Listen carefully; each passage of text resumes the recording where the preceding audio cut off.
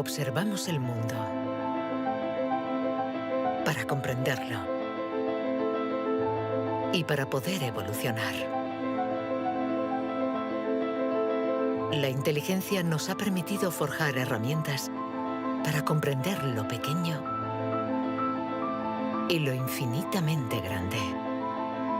Desde hace más de un siglo, psicólogos, biólogos, genetistas y neurocientíficos la diseccionan, la analizan y la miden. Hemos inventado los ordenadores y caminado sobre la Luna. Pero contrariamente a lo que podríamos creer, nuestra inteligencia individual no ha aumentado. Hoy en día, la ciencia explora las diferentes facetas de nuestra inteligencia. Pero, ¿saben en realidad los científicos qué es la inteligencia?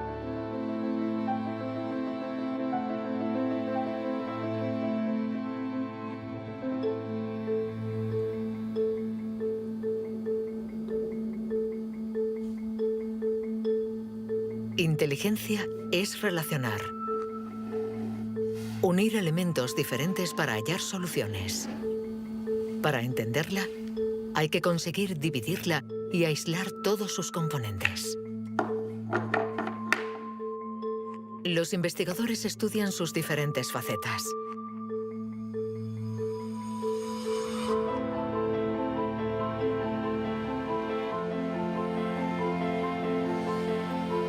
Para medir la inteligencia, una de las primeras propuestas ha sido medir la velocidad a la que reacciona el cerebro. Este es el método que el profesor Ten Iannuis ha utilizado. Él ha comparado nuestro tiempo de reacción con el de nuestros ancestros. Y los resultados de su estudio no nos favorecen.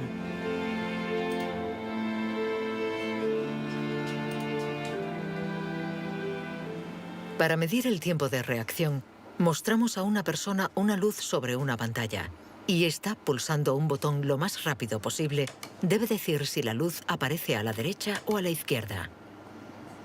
No es un acto reflejo, sino una información simple que nuestro cerebro debe procesar. Estos estudios sobre el tiempo de reacción son muy antiguos. Muchos de ellos los llevó a cabo Francis Galton, primo de Charles Darwin, entre 1860 y 1880 en Gran Bretaña. Galton hizo pruebas a muchos miles de personas representativas de la población de la época. La gente tenía entonces un tiempo de reacción muy rápido.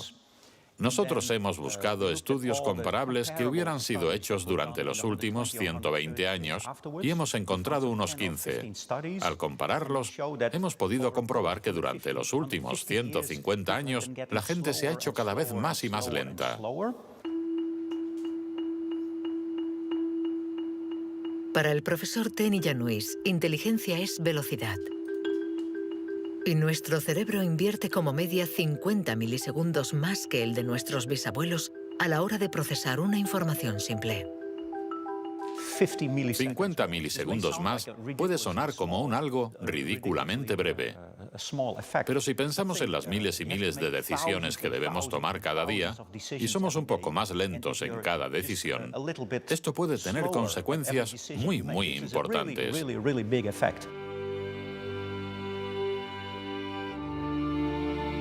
El profesor Ten Iannuis está convencido de que somos menos inteligentes que en el siglo XIX.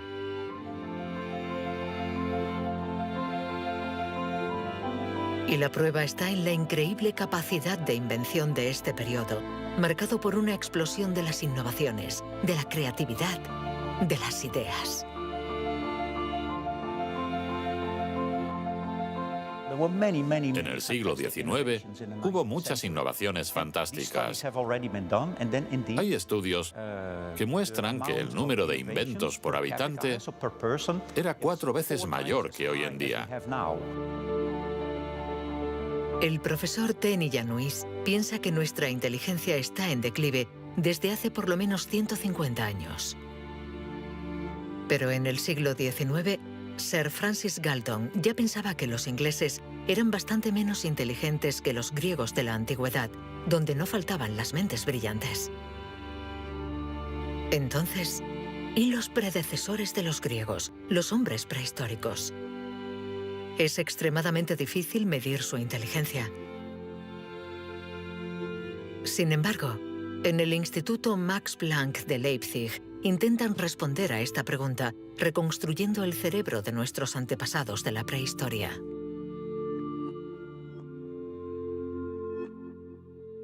La paleoneurología es una ciencia muy frustrante, porque su objeto de estudio es casi inexistente.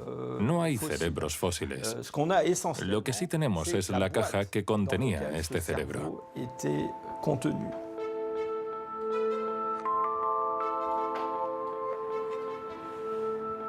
Al comparar nuestro cerebro con el del hombre prehistórico, los científicos han encontrado diferencias no solo en la forma, sino también en el tamaño.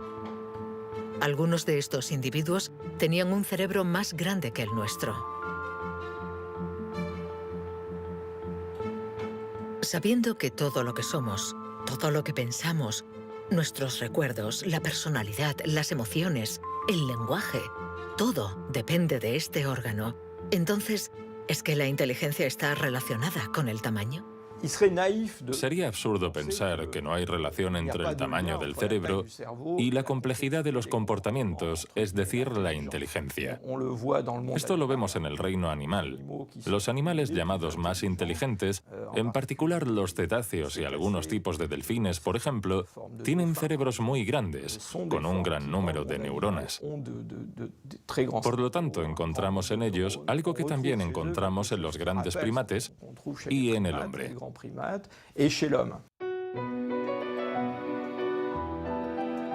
La evolución hizo crecer el tamaño de nuestro cerebro durante 2 millones de años, hasta alcanzar su máximo hace unos 15.000 años.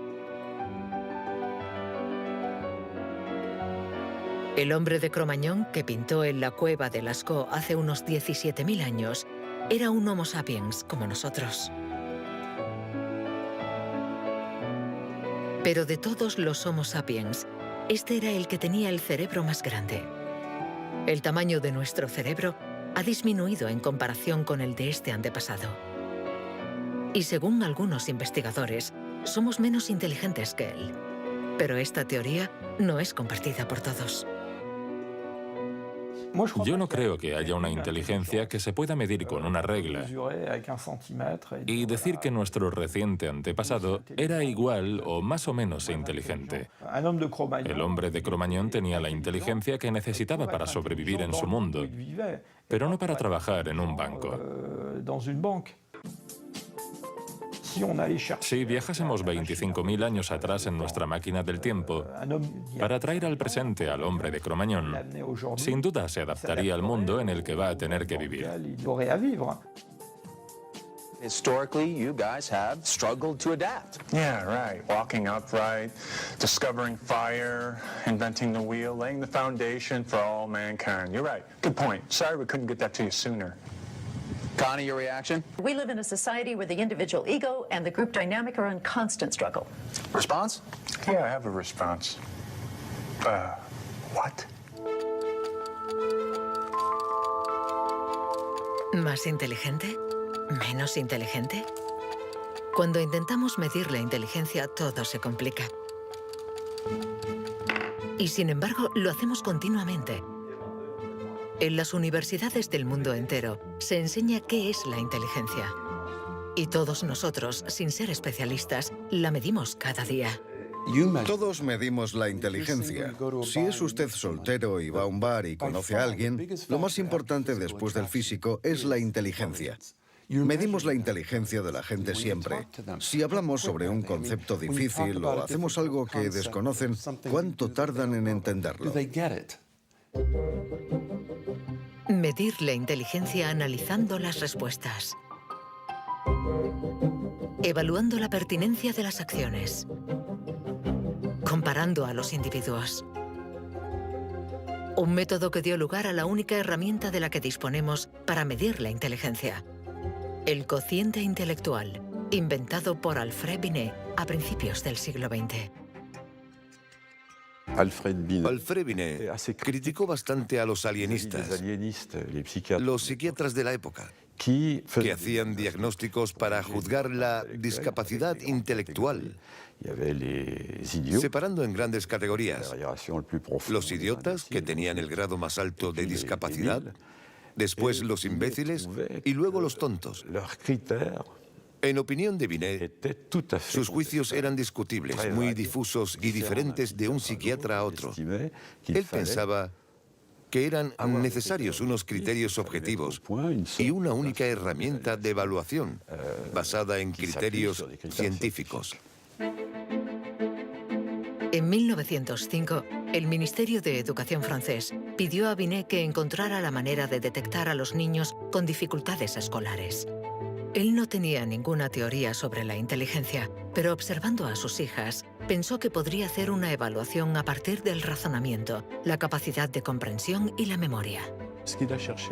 Lo que finalmente intentó hacer fue encontrar para cada grupo de edad los problemas característicos de ese grupo. Por ejemplo, les enseñaba una foto y les preguntaba qué representaba. Señaló que los niños de 3 años enumeraban lo que había en la imagen. Hay un señor, una señora, un banco, un árbol.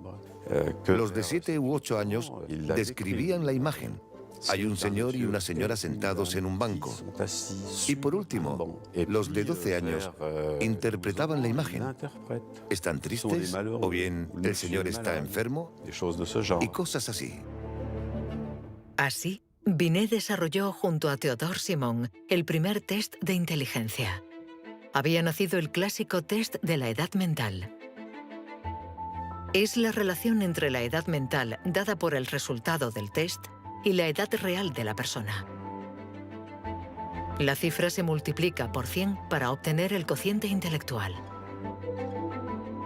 Si un niño de 10 años resuelve las pruebas de uno de 12, será un niño adelantado y tendrá un cociente de 120. La idea era relacionar el rendimiento de un individuo con el de otros individuos comparables, es decir, los que están exactamente en la misma categoría de edad, la misma cultura, etc. Y, obviamente, partiendo de una serie de puntuaciones en la prueba para una edad determinada. El cociente intelectual es la posición de un individuo comparado con el rendimiento de otros que son como él o ella, es decir, de la misma edad.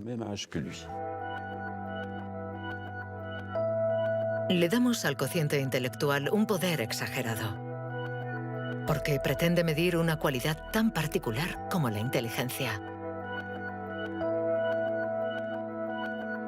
Es difícil resistirse a la tentación de medirse, de compararse. Lo que sí es un poco ridículo es lo que nos encontramos actualmente en Internet, como las páginas web que calculan nuestro cociente intelectual. La gente hace el test, se encuentra con una cifra y la interpreta. Y si, por ejemplo, esta cifra no es buena, pensamos que no somos inteligentes. Es absolutamente catastrófico. El 2. Es ridículo pensar que una cifra defina a una persona. El 4. El 3. Solo un psicólogo hará un test fiable del cociente intelectual. El 2.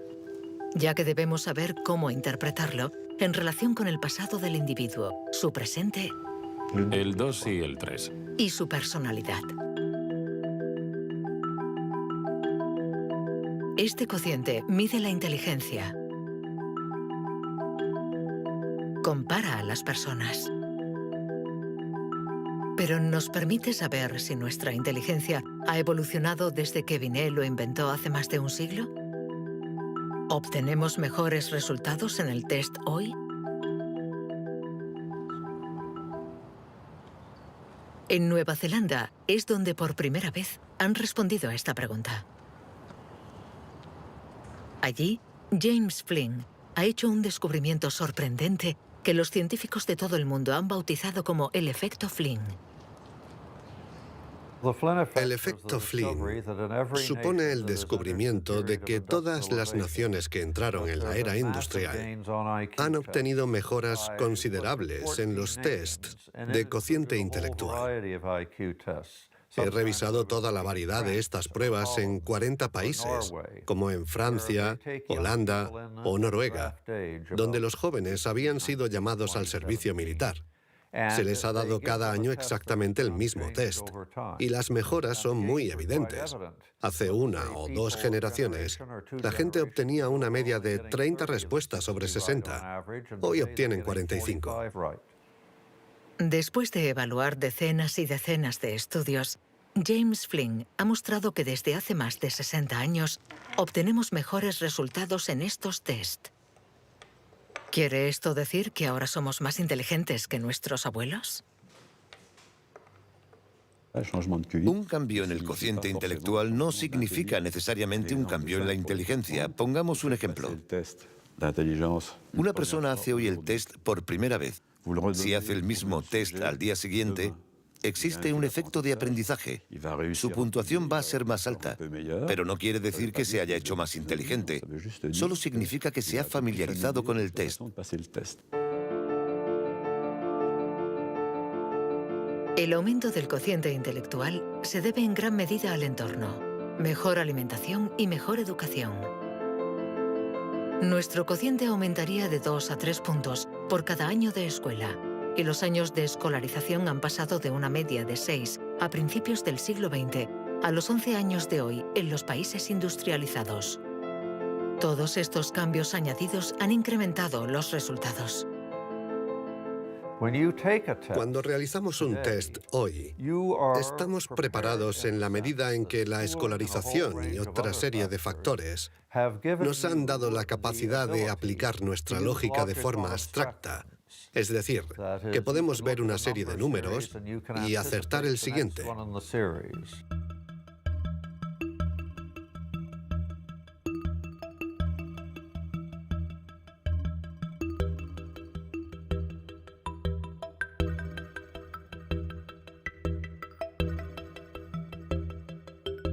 En cuanto a la inteligencia, no hay que fiarse de las apariencias. Tener mejores resultados en estos test no implica que seamos más inteligentes. Se trata solamente de que estamos mejor preparados para pasar el test. Nuestra inteligencia es como un músculo que entrenamos para obtener de él todo su potencial, y con el entrenamiento podemos alcanzar nuestros límites. Las cifras lo demuestran. Tras decenios de mejora, los resultados de los test han llegado al tope. Incluso están empeorando en países como Inglaterra, Dinamarca o Noruega. El aumento del cociente intelectual es un fenómeno que ha durado un siglo, pero todos los países terminarán por llegar al tope de este incremento. Sospecho que la educación formal ha abusado de la capacidad de manipular los conceptos abstractos y, a menos que se produzca una revolución de la pedagogía, los beneficios que ha producido la escuela van a tocar techo, ya que hoy en día casi todo el mundo está escolarizado.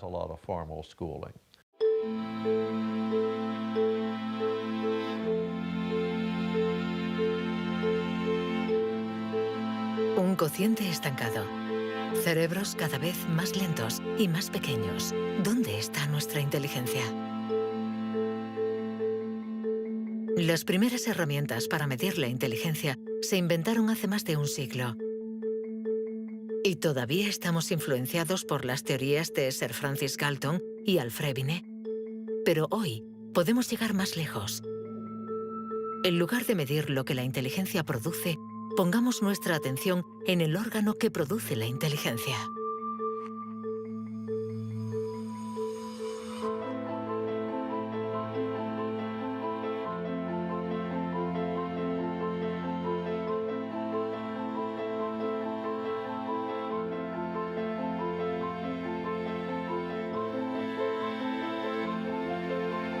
Richard Heyer es psicólogo y neurocientífico en la Universidad Irvine de California. Desde hace más de 30 años, intenta averiguar cómo es un cerebro inteligente. Gracias a los progresos de los instrumentos de observación, Heyer y su colega, el profesor Rex Jung, investigan en qué lugar del cerebro se aloja la inteligencia. Veamos el cerebro de Richard Hayer. Vemos un bonito cerebro. El doctor Hayer es una persona brillante e inteligente y vemos todas las regiones que sustentan su inteligencia.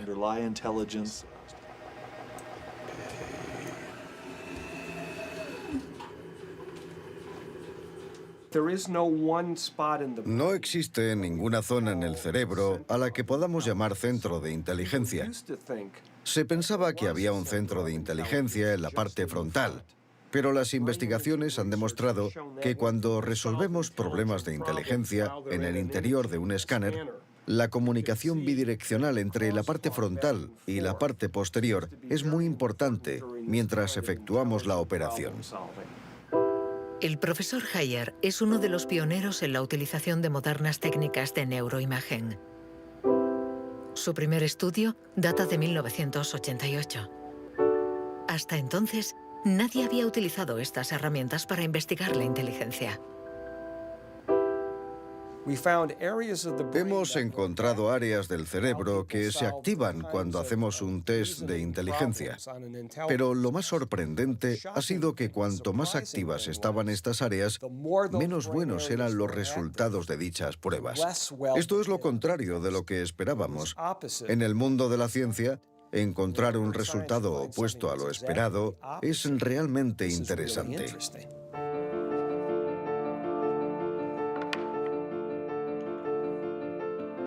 Un cerebro inteligente no es un cerebro que funciona más, sino todo lo contrario. Es un cerebro que funciona menos. Esto es lo que llamamos neuroeficacia. Ser inteligente consiste en resolver un problema con el mínimo esfuerzo.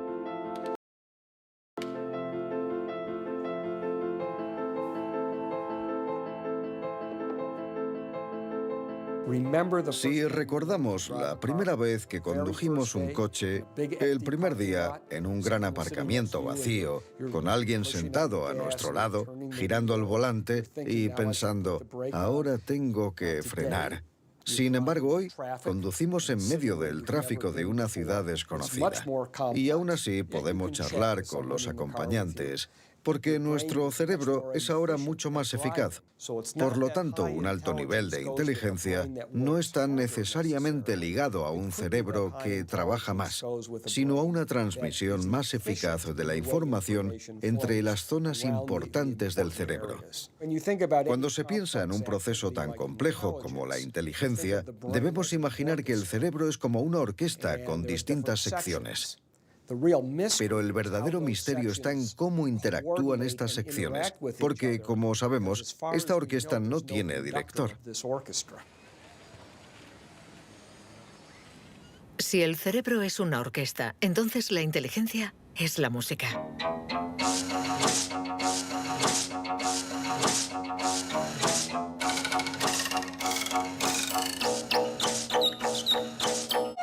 Cuando empezamos a interpretar la partitura, nunca sabemos cómo van a tocar juntos los músicos.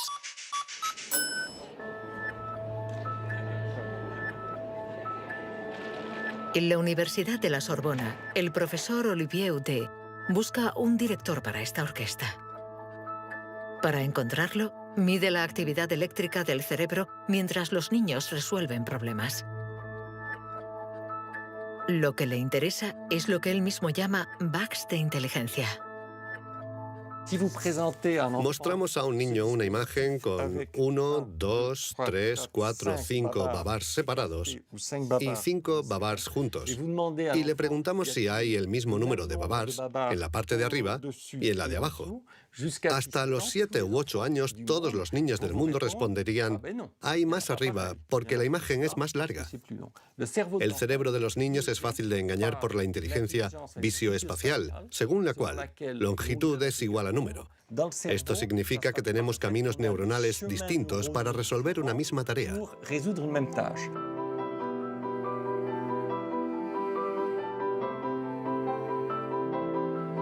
Contar o medir.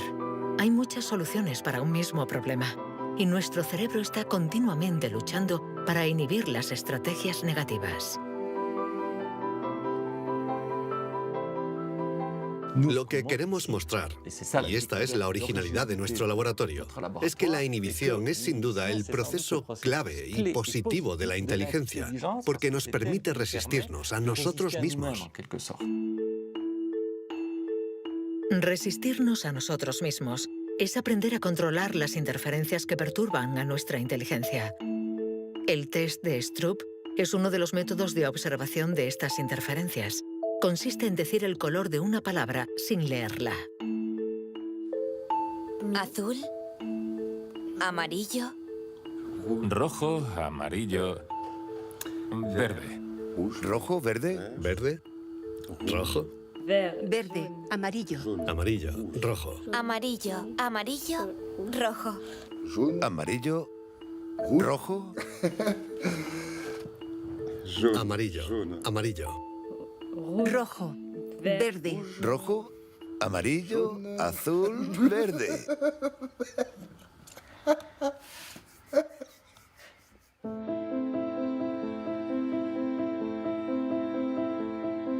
Para resolver un problema usamos diferentes regiones del cerebro unidas entre sí, pero que a veces entran en competencia.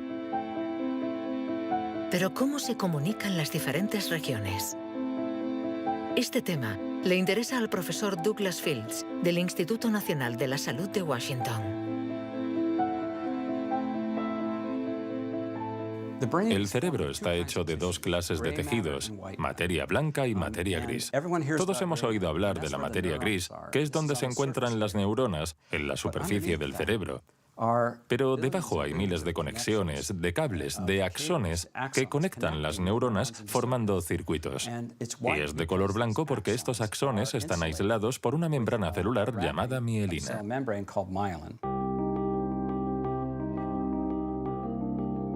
La mielina envuelve los axones y permite que la información circule de forma rápida y eficaz en el cerebro.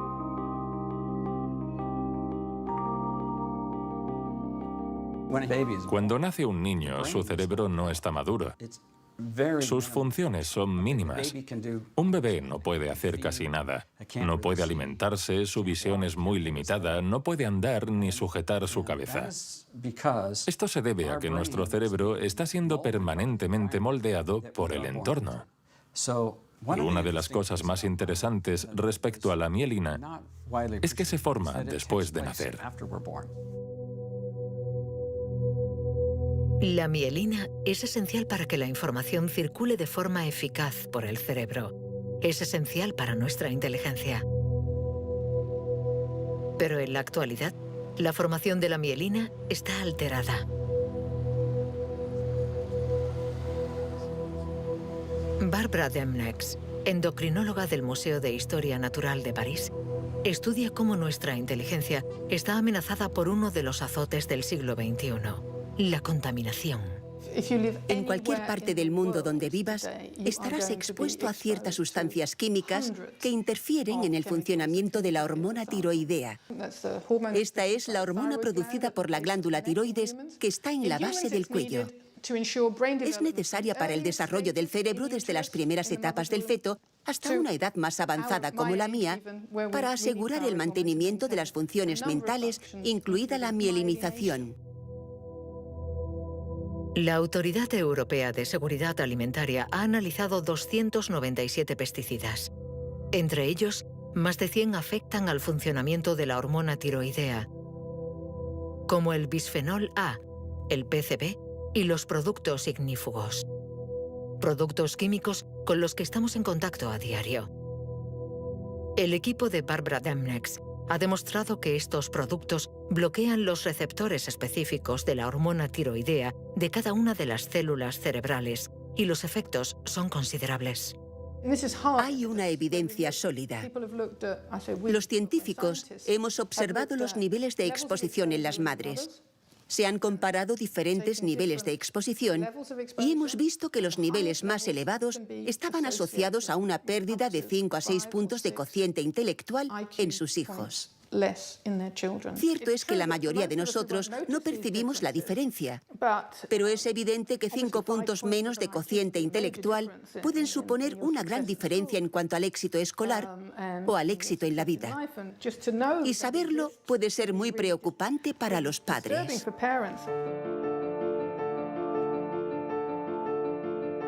Nuestra inteligencia nos ha permitido crear un mundo complejo, pero a costa de degradar el medio ambiente.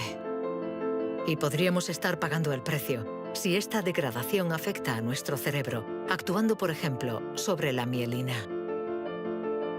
Pero si este fenómeno se confirma, ¿qué haremos? Durante más de un siglo, hemos pensado que los procesos mentales se debían solo a la actividad eléctrica de las neuronas. Pero hoy, los neurólogos han comenzado a explorar nuevos campos. Tan solo el 15% de las células del cerebro son neuronas. El resto, el 85%, no se comunican mediante impulsos eléctricos. Las llamamos glía. Nuevos métodos nos han permitido ver, para nuestra sorpresa, que las células gliales se comunican entre ellas y con las neuronas sin electricidad. Esto es un punto de partida fascinante, porque supone un cambio fundamental de conceptos respecto al funcionamiento del cerebro a nivel celular. Células gliales. Células mucho más numerosas que las neuronas y que forman su entorno. Algunas fabrican la mielina. Otras alimentan a las neuronas y las protegen. Estas se denominan astrocitos. Y un descubrimiento inesperado indica que los astrocitos juegan un papel en la inteligencia. Todo comenzó con un genio. En abril de 1955, en el Hospital Princeton de New Jersey, el patólogo Thomas Harvey dirigió la autopsia de Albert Einstein. El 18 de abril, a las 8 de la mañana, decidió robar el cerebro del hombre considerado como la encarnación del genio. Pretendía examinar este preciado órgano para encontrar el secreto de la inteligencia. Después de esconderlo en su casa durante 27 años, autorizó a otros científicos a examinarlo. Estos descubrieron en el cerebro de Einstein lo que podría ser el secreto de su inteligencia. El cerebro de Albert Einstein fue examinado para ver qué era lo que lo hacía más inteligente, y no pudieron encontrar ninguna diferencia en el número de neuronas ni en el tamaño. No había nada, excepto que su cerebro tenía más astrocitos. Esto llamó la atención de mucha gente sobre el papel de los astrocitos en la inteligencia.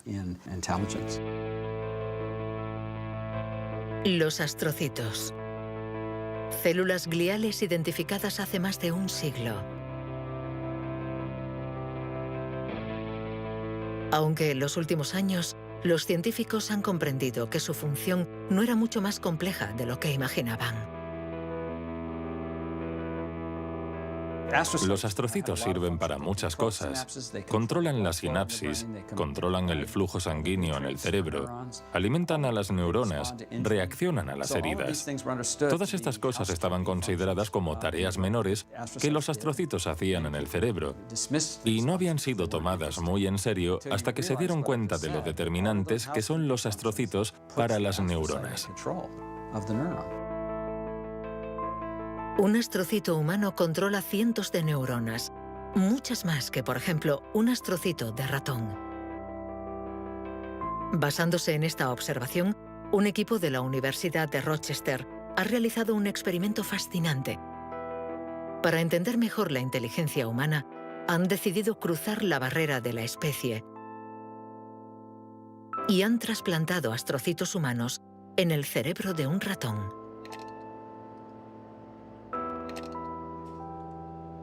Hemos trasplantado astrocitos humanos en ratones y el trasplante invadió literalmente todo su cerebro. Cuando lo revisamos un mes después, pudimos ver que allí donde habíamos realizado el injerto, este ocupaba un lugar discreto. Un año más tarde, todo el cerebro se había injertado a sí mismo. Todas sus células habían sido literalmente reemplazadas por células humanas. Y nos dimos cuenta de que estos ratones tenían más memoria y más capacidad de aprendizaje que los no injertados. Para comprobar las capacidades de los ratones con el cerebro modificado, los metieron en un laberinto. Resultado: los injertados encontraron la salida 2 veces más rápido que los no injertados. Este experimento no deja lugar a dudas. Los astrocitos favorecen la memoria y el aprendizaje. Juegan un papel clave en nuestra inteligencia.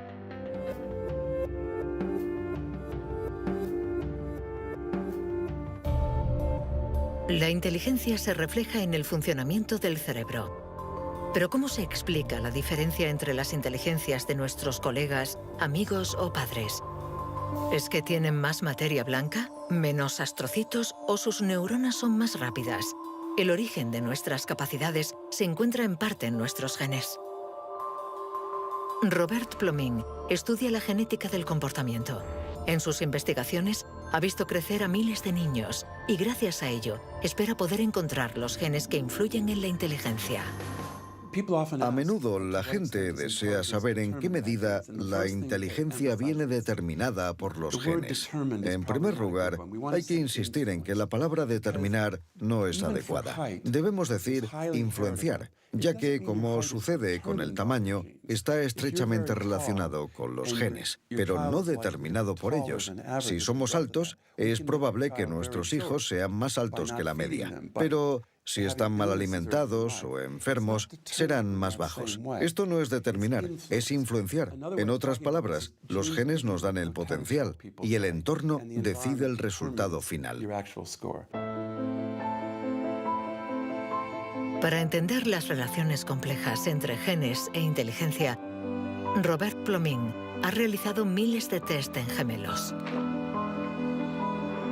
Los gemelos idénticos tienen la particularidad de ser clones, tienen exactamente los mismos genes. Son completamente idénticos. Mismo pelo, mismos ojos, pero ¿tienen los mismos resultados en los test de inteligencia? La respuesta es sí. Sus resultados se parecen mucho más que los de otros hermanos. Esta es la prueba de que, sin ser completamente determinantes, los genes sí juegan un papel crucial. La mayoría de los países del mundo, más de 100, dispone actualmente de registros de gemelos porque reconocen la importancia del método gemelar a la hora de calcular la influencia de los genes. La siguiente etapa de nuestras investigaciones consiste en encontrar los genes responsables de la inteligencia. Para esto, Robert Plomin ha utilizado chips de ADN capaces de detectar más de 1 millón de marcadores genéticos. Comparando el ADN de los que tenían buenos resultados en los test, Plomin quería saber si ciertos genes se dan con más frecuencia. Pero la identificación precisa de estos genes es mucho más complicada de lo que esperaba.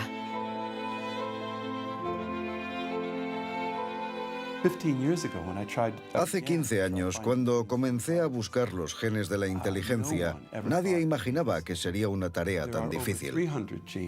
Pudimos identificar más de 300 genes que influyen sobre la inteligencia. El problema era que habíamos estudiado solo el 1%.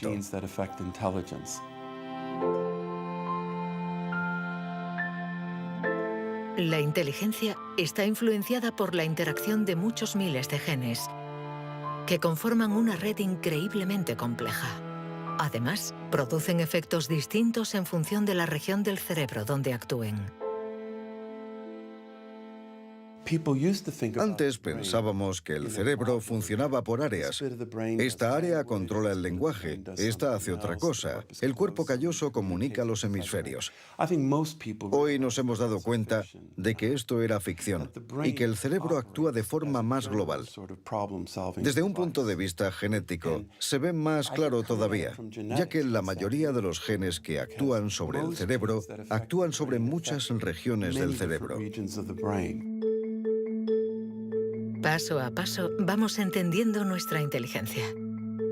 Los científicos afinan las herramientas para medirla, pero la cuestión es cómo las vamos a utilizar.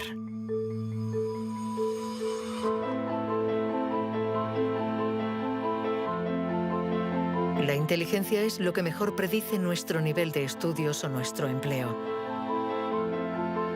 Por lo tanto, hablar de la inteligencia es delicado, ya que tendemos a valorar, clasificar y jerarquizar, con el riesgo a equivocarnos que conlleva. El error de razonamiento está en considerar que la inteligencia puede ser esencialmente hereditaria. Y esto nos ha llevado a divagaciones, en mi opinión, total y absolutamente ridículas. Por ejemplo, en 1924, creo, se votó en Estados Unidos una ley que restringía la inmigración mediante cupos, porque en los test daban resultados menos buenos. Y se suponía que los inmigrantes eran hereditariamente menos inteligentes. Se limitó, pues, su entrada al país para evitar un descenso en la media. Como sabemos, entraban por la isla de Ellis, frente a Nueva York, donde muchos de ellos eran devueltos, sobre todo aquellos que se anticiparon al auge del nazismo. Pienso especialmente en los judíos de Europa del Este que fueron expulsados por razones absolutamente estúpidas. Durante mucho tiempo, creímos que nuestro origen era determinante y que nuestra herencia controlaba nuestras vidas. Después, por suerte, la ciencia ha abandonado esta visión determinista. Pero la inteligencia es algo especial. Un tema tan sensible que los pasos en falso han marcado su historia. William Shockley, físico visionario y premio Nobel por su descubrimiento del transistor, resultó menos brillante en sus estudios sobre la inteligencia. Dr. Shockley, if you could answer it yes or no, I would appreciate it. Do you believe that black people are inferior in intelligence because of their heredity? What I say is this. My research leads me, and it's a tragic conclusion, really, my research leads me inescapably to the opinion that the major cause of the American Negro's intellectual and social deficits is hereditary and racially genetic in origin, and thus not remediable to a major degree by practical improvements in environment. Then what do you see as the solution to the problem? I would propose that you would offer a bonus to everyone to be sterilized. The offer is based upon the best estimates, best scientific estimates that one can have of any genetically carried disabilities. 1974, prácticamente ayer. Una época nada lejana. Algunos utilizaban el cociente intelectual para justificar su racismo y excluir lo diferente.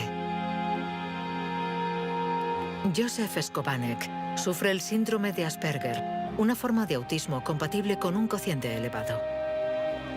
Graduado en ciencias políticas, doctor en filosofía y escritor, con 6 años no hablaba una palabra. Hoy habla 7 idiomas, entre ellos el hebreo, el árabe, el persa y el azerí.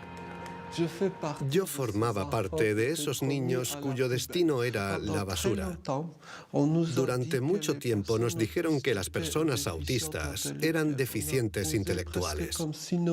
Autismo llegó a ser casi sinónimo de discapacidad intelectual. Sin embargo, hoy sabemos que esto no es así. Toda sociedad humana necesita una jerarquía, necesita gente que marque la diferencia. Y tendemos a resumirlo todo bajo un criterio único. En Estados Unidos, la calidad humana y las jerarquías se definen por el cociente intelectual. En Francia puede ser cualquier concurso administrativo. En la China imperial eran los famosos exámenes del mandarín. Pero todo esto reposa sobre una idea central, y sin embargo errónea, la de que hay una única escala para medir la inteligencia de la humanidad. Y todo aquel que predica estas teorías se sitúa a sí mismo en lo más alto. La inteligencia como escala única de la humanidad. ¿Pero se puede definir lo humano desde una sola dimensión? ¿Podemos ser definidos tan solo por la inteligencia cuando ella misma tiene tantas facetas distintas?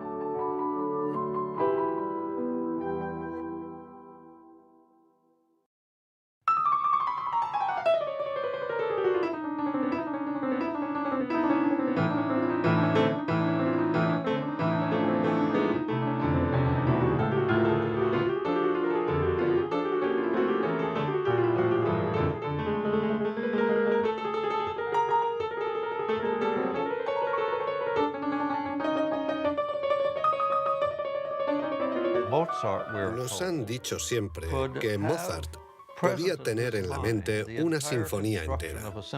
Cuando escuchamos una sinfonía, debemos seguirla a medida que se desarrolla en el tiempo. Sin embargo, él la veía en su totalidad. Viene a ser la clase de complejidad mental de un matemático cuando tiene en mente 7 u 8 fórmulas y conoce todas las conexiones posibles entre ellas. Pero siempre podemos argumentar. ¿La inteligencia musical es inteligencia?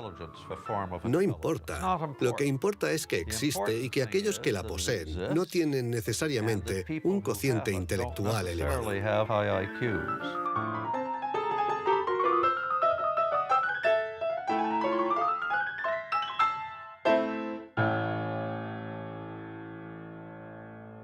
Siempre ha existido una reticencia a considerar que existen formas distintas de inteligencia y una cierta tendencia a querer determinar un cociente intelectual general. Una única escala de inteligencia donde podemos situarnos por encima o por debajo. Pero la realidad lo contradice. Existen numerosas formas de inteligencia y podemos tener un nivel muy alto en algunas de ellas y un bajo nivel en otras. Esta idea estaba en los primeros estudios sobre la inteligencia. Hoy, los científicos ya han aceptado que sea cual sea el método utilizado, no van a conseguir medir la inteligencia con una escala única.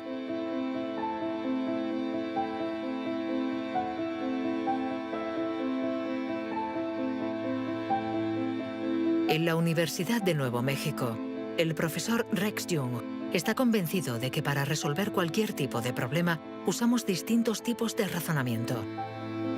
Y lo que llamamos inteligencia no es sino uno más de ellos. Creo que la creatividad es otro modelo de funcionamiento del cerebro y lo que intento averiguar es si es diferente a la inteligencia o similar. ¿Estamos hablando de lo mismo o de algo distinto? Y he llegado a la conclusión de que la creatividad es un proceso de razonamiento básicamente diferente.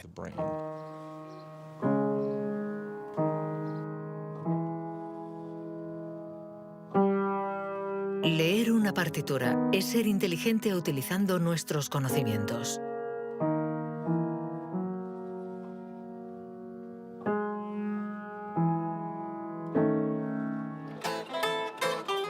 Improvisar es ser inteligente inventando y siendo creativo.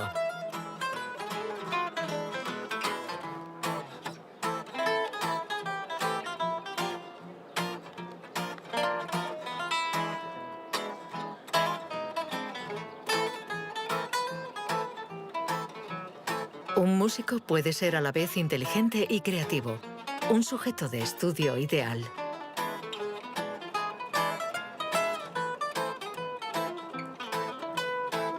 El profesor Jung ha estudiado numerosos cerebros para saber cómo pueden coexistir inteligencia y creatividad.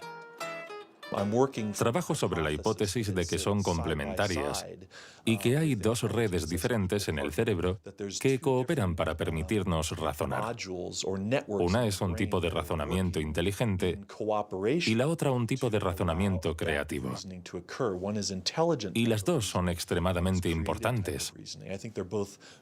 Estamos muy cerca de comprender cómo funcionan. Nuestra teoría es que la red de la inteligencia se sitúa sobre todo en la superficie del cerebro. Con la creatividad las cosas son diferentes, porque depende principalmente de la llamada red de modo por defecto, situada en el interior del cerebro. Estas dos redes intercambian permanentemente información para que podamos resolver los problemas que nos plantea el mundo en que vivimos.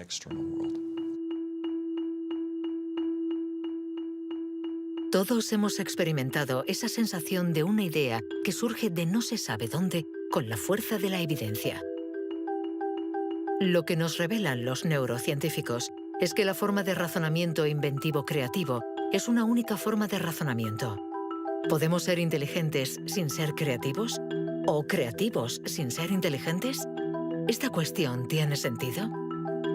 Para evolucionar de forma inteligente, ¿no necesitamos todos los recursos de nuestra mente? No podemos ser creativos, por ejemplo, en física, si solo tenemos formación en física.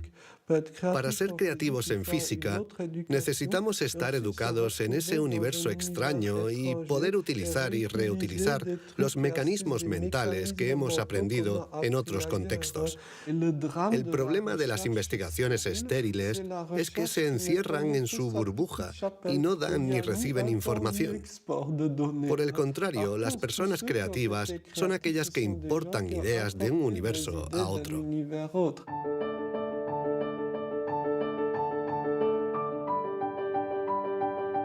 Los hilos se tejen. El cuadro se completa. Los científicos ensamblan poco a poco las diferentes piezas de nuestra inteligencia. Pero el mundo evoluciona y la inteligencia también. El cerebro está en permanente evolución y permite que la inteligencia se adapte a los problemas que debemos resolver, por múltiples y variados que estos sean. Cuando era niño, sabía que yo no funcionaba como los demás y era consciente de ello. Esto me hizo reflexionar y me llevó a imaginar un mundo plural. Un mundo donde no hubiera una única forma de clasificar y de medir, sino muchas. Lo que quiero decir es que la verdadera inteligencia humana no está en pensar de forma plural y saber tener en cuenta distintas formas de entender el mundo y no solo una.